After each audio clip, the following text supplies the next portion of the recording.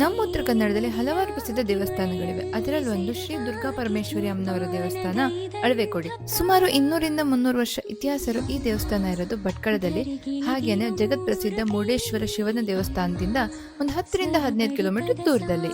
ಇನ್ನು ದೇವಸ್ಥಾನದ ಹಿನ್ನೆಲೆ ನೋಡೋದಾದ್ರೆ, ಇಲ್ಲಿಯ ಬೆಸ್ತರಿಗೆ ಸಮುದ್ರದಲ್ಲಿ ತೇಲಿ ಬಂದಂತಹ ತಾಯಿಯ ಬಿಂಬ ಸಿಕ್ಕಿರೋದು ಕೇದಿಗೆಯ ಹಿಂಡಿನಲ್ಲಿ. ಅಲ್ಲಿಂದ ಇಲ್ಲಿಯವರೆಗೂ ಭಕ್ತರು ಬೇಡಿದ್ದನ್ನೆಲ್ಲ ನೀಡ್ತಾ ಅವರ ಕಷ್ಟಗಳನ್ನೆಲ್ಲ ದೂರ ಮಾಡ್ತಾ ತಾಯಿ ನೆಲೆಸಿರೋದು ಅಳವೆಕೊಡಿಯ ಗ್ರಾಮದಲ್ಲಿ. ಜೊತೆಗೆ 2 ವರ್ಷಕ್ಕೊಮ್ಮೆ ನಡೆಯೋ ಮಾರಿ ಜಾತ್ರೆ, ಹಾಗೇನೆ ಅದರ ಮೆರವಣಿಗೆ, ನವರಾತ್ರಿ 9 ದಿನಗಳಲ್ಲಿ ಕಾಣಸಿಗುವಂತಹ ದೇವಿಯ ಅಲಂಕಾರ, ಇವನ್ನೆಲ್ಲ ನೋಡ್ಬೇಕು ಅಂದ್ರೆ ನೀವು ಈ ದೇವಸ್ಥಾನಕ್ಕೆ ಭೇಟಿ ಕೊಡ್ಲೇಬೇಕು.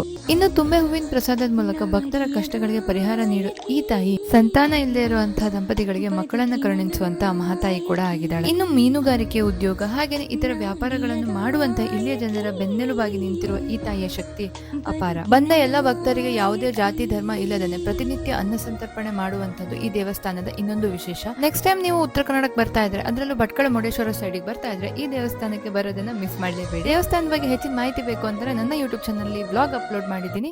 ಲಿಂಕ್ ಬೇಕು ಅಂದ್ರೆ ಕಮೆಂಟ್ ಮಾಡಿ.